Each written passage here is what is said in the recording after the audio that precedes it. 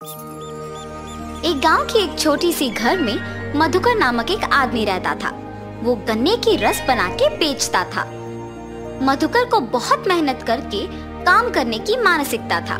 एक दिन मधुकर गन्ने की रस बना के बेच रहा था। तब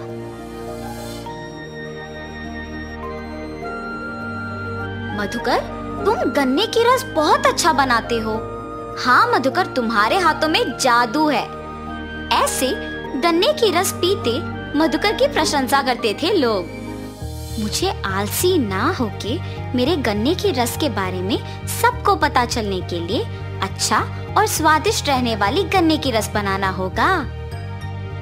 ऐसे हर रोज वो और स्वादिष्ट गन्ने की रस बनाने का प्रयत्न करता था। वो दिन प्रतिदिन स्वादिष्ट और ताजा गन्ने की रस बनाने के कारण उस गांव में बहुत प्रसिद्ध था। एक दिन मधुकर देर रात तक दुकान में ही रह के और नए तरीके से गन्ने की रस बनाने का प्रयत्न कर रहा था। मुझे कल आज से बेहतर गन्ने का रस बना के बेचना होगा। ऐसे सोचकर दुकान में ही रह के गन्ने का रस बना रहा था।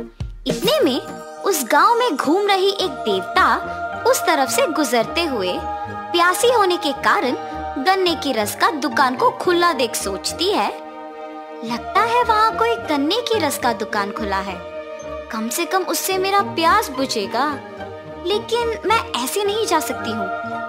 ऐसे सोच के देवता एक आदमी की नकल में दुकान को जाती है। भाई साहब, मुझे बहुत प्यास लगी है, एक गिलास गन्ने का रस मिलेगा? जी भाई साहब, अभी मैं इनको अदरक और नींबू को मिला के बनाए हुए गन्ने की रस देता हूँ। अगर अच्छा है तो वो मुझे बोलेंगे और मैं कल से ही सबको बेच सकता हूँ। ऐसे सोचकर वो अदरक और नींबू मिला के गन्ने का रस बना के उस आदमी को देता है। वो आदमी रस स्वादिष्ट रहने पर एक और ग्लास मांगता है। अरे वाह, तुम गन्ने का रस बहुत अच्छा बनाते हो। अगर तुम हर रोज इसी वक्त पे अपना दुकान खुला रखते हो तो मैं आकर गन्ने का रस पी के चला जाऊंगा। मेरे पास पैसे नहीं हैं। ऐसे कहकर मधुकर को स्वादिष्ट गन्ने का रस बनाने के लिए एक बैग देकर चला जाता है। मधुकर उस बैग को जब खोल के देखता है तो उसमें सोने को देख खुश होता है। मुझे हर रोज इस समय तक दुकान को खुला रखना होगा, तभी मैं और पैसे कमा पाऊंगा। ऐसे हर दिन वो उस आदमी के आके रस पीने तक दुकान खुला रखता था। वो देवता एक आदमी के नकल में हर रोज आके रस पी के उसे एक सोने का बैग देके चली जाती थी। मधुकर हर सुबह ज्यादा मेहनत करके गन्ने का रस बना के उसे बेच के मिलने के पैसे से ज्यादा उसे शाम में उस आदमी के एक गिलास पीने से कमा रहा था। और इस वजह से वो दिन पूरा मेहनत करने के बजाय सिर्फ शाम में ही दुकान खोलने का फैसला लेता है। मुझे हर रोज सुबह गन्ने का रस बना के बेचने की जरूरत नहीं है। अब से सिर्फ उस आदमी के आने के समय पर दुकान खोल के स्वादिष्ट गन्ने का रस बना के उन्हें देना है बस। उनके दिए हुए सोने से मैं आराम से जी सकता हूँ। ऐसे सोचकर मधुकर उस आदमी के आने के समय पर ही दुकान खोलता था। ऐसे उनके दिए हुए सोने से खुशी खुशी जी रहा था। एक दिन मधुकर उसके दोस्त से मिलता है। क्या हुआ मधुकर, आजकल दुकान नहीं खोल रहे हो? कुछ नहीं, व्यापार अच्छा नहीं चल रहा, इसीलिए दुकान नहीं खोल रहा हूँ। मुझे अब से दुकान खोलने की कोई जरूरत नहीं है। मैं अगर थोड़ी देर शाम में दुकान खोलूंगा तो मुझे दिन पूरा मेहनत करने से भी दुगना पैसा मिलेगा। हर रोज उस आदमी के आने के टाइम पे वो दुकान खोलता था और उसे ताजे गन्ने का रस बना के देता था। ऐसे कुछ दिनों में सुबह दुकान ना खोलने के कारण उसकी आदतें बदल गई थी। मेहनत से काम करने वाला मधुकर अब कोई मेहनत के बिना आराम से रहने लगा। एक दिन मधुकर उसके पास के सारे पैसे गिनते हुए उस आदमी के आने के समय पे दुकान नहीं खोलता है। वो आदमी आके देखता है कि दुकान खुला नहीं है और वहाँ से चले जाता है। गिनती में व्यस्त मधुकर को अचानक याद आता है कि वो दुकान खोलना भूल गया, लेकिन समय तब तक बहुत हो चुका था और वो दुखी होता है कि अब तक वो आदमी चला गया होगा। अरे रे, आज के आने वाले पैसों को खो दिया मैंने। कल मैं उस आदमी के आने के समय से पहले ही दुकान खोल दूंगा। ऐसे सोचकर पैसे कमाने की सोच में मग्न होकर और दुख के कारण वो पूरी रात नहीं सो पाता है। सुबह होने के बाद भी वो सोए बिना सोचते ही रहता है, आज मैं उस आदमी को ताजा गन्ने का रस पिला के ही चैन से सो पाऊंगा। ऐसे सोच के वो सोए बिना बैठे रहता है, मगर शाम को वो अपनी नींद रोक नहीं पाता है। उस आदमी के आने से पहले बहुत समय है ना, इस बीच मैं थोड़ी देर के लिए सो के उठ जाऊंगा, और सो जाता है। ऐसे उस आदमी के आने के समय पे भी सोते ही रहता है। आदमी जब गन्ने का रस पीने दुकान आता है तो दुकान फिर से बंद रहता है। ये दुकानदार न जाने क्यों आजकल अपना दुकान नहीं खोल रहा। कल भी दुकान बंद ही था, कल से यहाँ ना आना ही बेहतर होगा। ऐसे सोच के वो आदमी वहाँ से चला जाता है, और जब तक मधुकर उठता है तब तक तो बहुत देर हो चुकी होती है।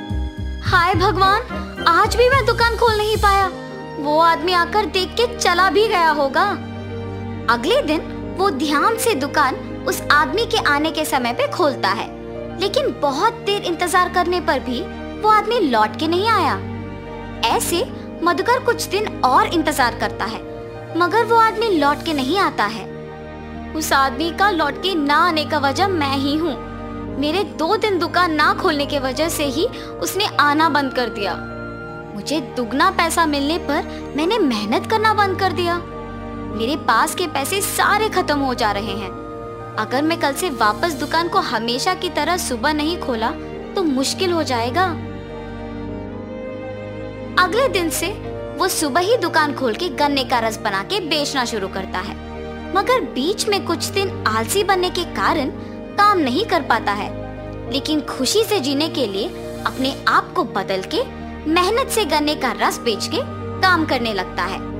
कुछ दिनों में वापस उसे मेहनत की आदत लग जाती है। उसे उसकी गलती का एहसास होता है, और तब से वो आसानी से गन्ने का रस बना के उसे बेच के उसी पैसों से खुशी खुशी जीता है। तो इस कहानी का नैतिक क्या है? मेहनत से जीने की जरूरत एक आदत बनना चाहिए, तभी हम अच्छे स्थान में रहेंगे और साहस से हर मुश्किल का सामना कर सकते हैं। एक लंबे समय पहले एक गांव में रत्नदीप और रानी नामक पति पत्नी रहते थे। रत्नदीप खुद के होटल में डोसा तैयार करके बेचता था। वो डोसा बनाता था और उसकी पत्नी सबको वो परोस के उनसे पैसे लेती थी। रत्नदीप सिर्फ स्वादिष्ट डोसा ही नहीं बनाता था, बल्कि उन्हें बहुत ही कम दाम पे बेचता था। इस कारण गांव के सारे लोग उसी के पास आके डोसा खरीद के खाते थे। वो एक अच्छा इंसान था और सबकी मदद करता था, लेकिन उसकी पत्नी लालची थी। उस गांव में उसके हाथ का अंडा डोसा बहुत प्रसिद्ध था, क्योंकि उसकी ही तरह और कोई अंडा डोसा नहीं बना पाता था। इतना ही नहीं, उस डोसा को कम दाम पे बेचने पर सभी वही आते थे। उसकी पत्नी को डोसा को कम दाम पे बेचना बिल्कुल अच्छा नहीं लगता था। इतना ही नहीं, गांव में कोई भी उसके पति की तरह डोसा नहीं बना पाएगा, इस बात का उसे बहुत गर्व था। एक दिन जब रत्नदीप डोसा बना रहा था, उसे कुछ दूरी में एक बूढ़ा आदमी बैठे हुए और कामते हुए दिखाई देता है। अरे रे, दिखने में बहुत बूढ़ा है, पता नहीं कि उन्होंने कुछ खाया भी। ऐसे सोचकर उनके पास जाता है। भाई साहब, आप यहाँ क्या कर रहे हो? बेटा, चलने की ताकत नहीं होने के कारण यहाँ थोड़ी देर रुक के जाने के लिए बैठा हूँ। आपको देख के लग रहा है कि आपने शायद कुछ नहीं खाया। मेरे साथ आइए, बगल में ही मेरा होटल है, कुछ खा के जाइए। मगर मेरे पास पैसे नहीं है बेटा। पैसे देने की कोई जरूरत नहीं है, होटल मेरा ही है, आप बस मेरे साथ आओ। ऐसे कहके उस बूढ़े आदमी को उसके साथ अपने होटल लेके बिठाता है। वो गरम गरम डोसा बना के उसके पत्नी को उनको परोसने के लिए कहता है। उसकी पत्नी को वो करना अच्छा नहीं लगने के बावजूद उस बूढ़े आदमी को डोसा परोसती है। भूखा रहने के कारण वो बूढ़ा आदमी डोसा को जल्दी जल्दी खा लेता है। उस आदमी को ऐसे खाते हुए देख रत्नदीप उसके लिए पानी लेके आता है। मेरे भूखे पेट को तुमने भरा है, इसके बदले में मैं मेरे पास की छोटा सा तोहफा तुम्हें देना चाहता हूँ बेटा। आपको कुछ भी देने की कोई जरूरत नहीं है भाई साहब, मेरे खुशी के लिए तो स्वीकार करो बेटा। ऐसे बोल के वो बूढ़ा आदमी उनको डोसा बनाने के लिए एक तवा देके वहां से चला जाता है। उस आदमी के जाने के बाद उसकी पत्नी उसके पास आकर कहती है, क्यों जी, पहले तो आप सबको कम दाम में डोसा बेच रहे हैं और ऊपर से आप रास्ते में जाते हुए अनजान लोगों को बुला के उन्हें मुफ्त में खिला के भेज रहे हो। इससे क्या कोई लाभ है? ऐसे डोसा बनाने से हमारे पास कुछ नहीं बच रहा। अब हमारा इतना कठिन स्थिति भी नहीं है कि हमारे पास खाने के लिए भी कुछ नहीं है ना। जितना है उतने में दूसरों का सहायता करते हुए खुश रहना चाहिए। अपने पति के बातें सुनकर रानी गुस्से में वहां से चले जाती है। जितनी भी बार कहूं इनसे, ये नहीं बदलेंगे, सबकी सहायता करते ही रहते हैं। अगर मैं उनको बताए बिना डोसा का दाम बढ़ाऊंगी तभी हमारे पास कुछ तो पैसे बचेंगे। ऐसे फैसला करके अपने पति को बताए बिना दाम बढ़ाती है। आम डोसा 15 रुपए का और अंडा डोसा 25 रुपए का।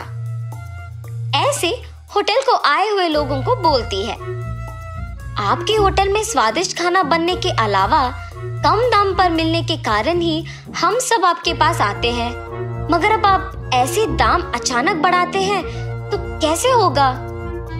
अरे आपको डोसा चाहिए तो खाइए, वरना नहीं। मेरे पति की तरह अगर कोई और इस गांव में स्वादिष्ट डोसा बनाता है तो उसी के पास जाके डोसा खाओ। ऐसे कठिन तरीके से कहती है।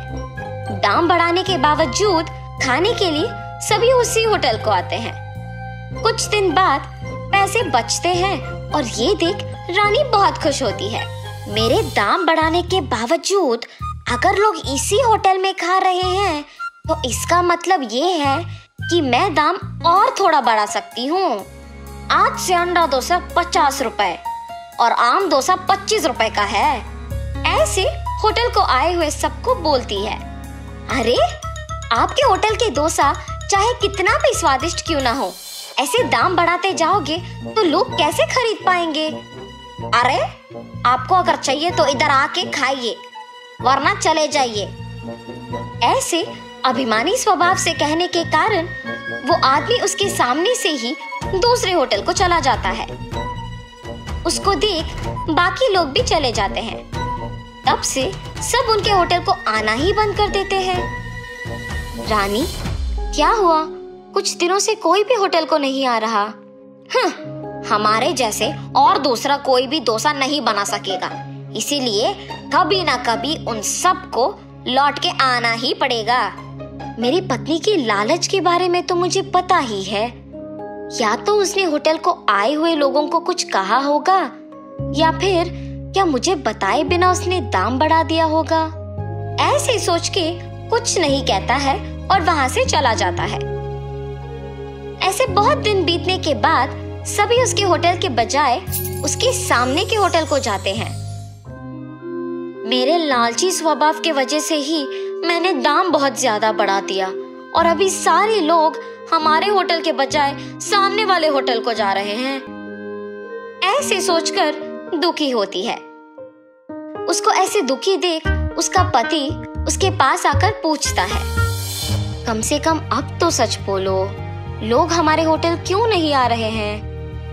ऐसे पूछने पर रानी अपने पति को सब सच बता देती है। देखा तुमने, तुम्हारे लालच की वजह से हमें क्या भुगतना पड़ रहा है। कम से कम तुम्हारा स्वभाव अब बदलो और हमेशा की तरह वही दाम लगाओ, तभी हमारे पास सारे ग्राहक आ जाएंगे। आइंदा मैं ऐसे कभी नहीं करूंगी, अब सब आप ही की मर्जी। रत्नदीप अगले दिन से उसी दाम पे डोसा बना के बेचने लगता है। आम डोसा सिर्फ 10 रुपए का और अंडा डोसा सिर्फ 15 रुपए का। ऐसे जोर जोर से चिल्लाने पर उसके सारे ग्राहक सामने के होटल से उसके होटल वापस आ जाते हैं। ऐसे कुछ ही दिनों में वापस होटल भीड़ित रहने के कारण डोसा बनाने में देर लगता है। इसीलिए रत्नदीप फैसला करता है कि एक और तवा खरीदने की आवश्यकता है। अरे हाँ, उस बूढ़े आदमी का दिया हुआ तवा तो है ही। ऐसे सोच के अंदर जाके उस तवे को बाहर लेके आता है। उसमें एक डोसा बनाते ही वो एक डोसा बहुत सारा डोसा बन जाता है और ये देख वो आश्चर्यचकित रह जाता है। हाँ, ये क्या माया है? रानी, रानी, एक बार इधर आओ। हाँ जी, क्या हुआ? ये देखो तो सही। ऐसे उसके भी सामने उस तवे पे डोसा बनाता है और तुरंत वो कई डोसा बन जाना देख वो भी दंग रह जाती है। ये कौन सा जादू है जी? एक डोसा कई डोसा में बदल रही है। तुम्हें वो बूढ़ा आदमी याद है? उसी का दिया हुआ तवा है ये। और तुमने उस दिन उनको डोसा मुफ्त में देने के कारण गुस्सा किया था। ये सब आपकी सहायता करने की वजह से ही मुमकिन हुआ है जी। ऐसे उस दिन से अंडा डोसा को कम दाम पे बेच के बचे हुए डोसा को गरीब लोगों को मुफ्त में दे के पति पत्नी दोनों खुशी से जीने लगते हैं। एक बार की बात है, रामू नाम का एक लड़का रहता था। वह अपनी दादी के साथ रहता था। क्योंकि रामू के पास उसके माता पिता नहीं थे, इसलिए उसकी दादी ने उसे बहुत लाड प्यार दिया। रामू को अपनी दादी के साथ समय बिताना बहुत पसंद था। रामू हर दिन स्कूल जाता था, घर लौटता था और अपनी दादी की कहानियाँ सुनता था। जल्दी ही उसने अपनी 7वीं कक्षा पास की। आगे की पढ़ाई के लिए उनके गांव में कोई स्कूल नहीं था, इसलिए रामू घर पर वापस आ गया और अपनी दादी की दैनिक कामों में मदद करने लगा। जब वह घर के कामों में मदद कर रहा था, तब उसने अपनी दादी की मदद से चाय बनाना सीखा। रामू बहुत कुशल था और वह जो चाय बनाता था वह स्वाद में बहुत लजीज थी। हर बार जब वह अपनी चाय का स्वाद लेती थी तो उसकी दादी उसकी तारीफ करती थी। रामू हमेशा मेहमानों और अपने दोस्तों को चाय परोसता था।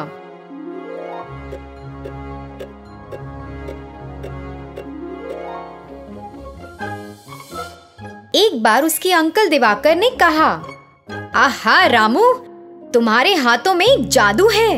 क्या चाय है! यह सच में बहुत स्वादिष्ट है। धन्यवाद अंकल, मुझे खुशी है कि आपको मेरी चाय पसंद आई। मेरी चाय का स्वाद चखने वाले सभी लोगों ने मेरी बहुत तारीफ की है। रामू, तुम बाजार में हमारे गांव के लोगों के लिए अपनी चाय क्यों नहीं बेचते? मुझे यकीन है कि तुम इससे कुछ पैसे कमा सकते हो। रामू ने उनका सुझाव लिया और गांव में बेचने के लिए चाय बनाई। सभी को चाय का स्वाद बहुत पसंद आने लगा और यह बात पूरे गांव में फैल गई।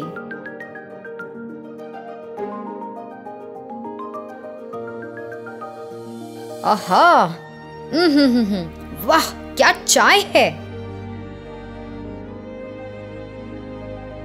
ग्राम प्रधान ने रामू के इस हुनर के बारे में सुना और उन्होंने रामू को मिलने के लिए कहा। रामू, तुम्हारे हाथों में एक जादू है। तुम्हारी चाय कमाल की है। जी शुक्रिया, मुझे बहुत खुशी है कि आपको मेरी चाय पसंद आई।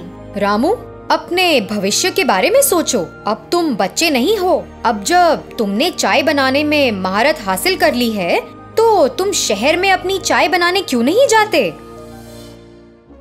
शहर के लोगों को भी अपनी चाय का स्वाद लेने दो और मुझे यकीन है कि शहर के लोग तुम्हारी चाय को बहुत पसंद करेंगे और तुम इससे अच्छा पैसा कमा सकते हो। रामू ने प्रधान के शब्दों के बारे में सोचा और उसे लगा कि यह करना सही है। मैं आपसे सहमत हूँ। आप पूरी तरह ठीक हो, लेकिन मुझे नहीं लगता कि मैं तुरंत शहर जा सकता हूँ। अरे रामू बेटा, तुम इसकी चिंता ना करो, मैं अभी के लिए खर्चा संभाल लूंगा। पैसे ले लो और तुरंत शहर जाओ। रामू गांव के मुखिया से सहमत हो गया, अपने पैसे लेकर शहर चला गया।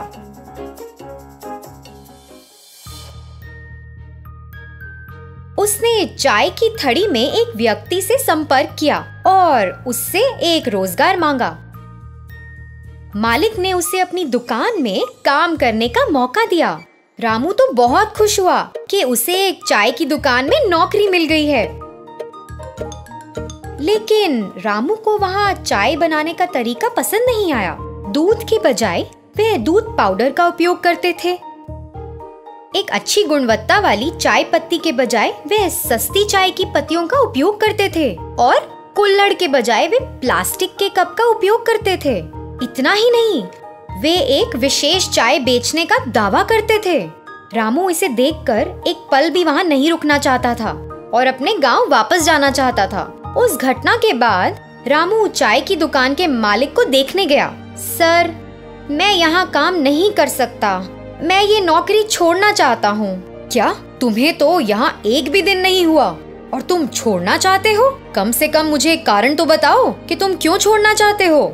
मुझे यह चाय बनाने का तरीका पसंद नहीं है। चाय बनाने के लिए आप जिस दूध का इस्तेमाल करते हैं वह मिलावट है।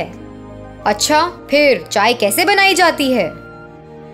हमारे पास रोजाना 20 नियमित ग्राहक आते हैं। क्या वे हमारे चाय के स्वाद को पसंद किए बिना ही रोज आते हैं? अगर हम असली दूध के साथ गुणवत्ता वाली चाय बनाते हैं तो सिर्फ 20 नियमित ग्राहक क्यों? मुझे यकीन है कि हम पूरे शहर को अपनी चाय की दुकान पर रोज पा सकते हैं। मेरे गांव में मेरे द्वारा बनाई गई चाय का स्वाद सभी को पसंद है। ओह, सच में? क्या इतनी कमाल है? ठीक है, फिर आइए देखें आप चाय कैसे बनाते हैं। मालिक रामू को रसोई में ले गया और रामू को यह दिखाने के लिए कहा कि वह चाय कैसे बनाता है। फिर रामू ने चाय बनाने की प्रक्रिया शुरू की। उसने शुद्ध दूध, अच्छी गुणवत्ता वाली चाय की पत्ती, शुद्ध चीनी और प्लास्टिक के कप की बजाय मिट्टी के बने कुल्हड़ का इस्तेमाल किया, जिसने चाय को शानदार स्वाद दिया। चाय बनाने की पूरी प्रक्रिया देखने में शानदार थी। मालिक और अन्य लोग जो इस प्रक्रिया को देख रहे थे वे हैरान थे और रामू की चाय बनाने की प्रक्रिया को देखते रहे। उसने चाय तैयार की और वहाँ के लोगों को परोसा। अरे वाह रामू, मैं तुम्हें गलत समझता रहा। मुझे सही में स्वाद बहुत पसंद आया।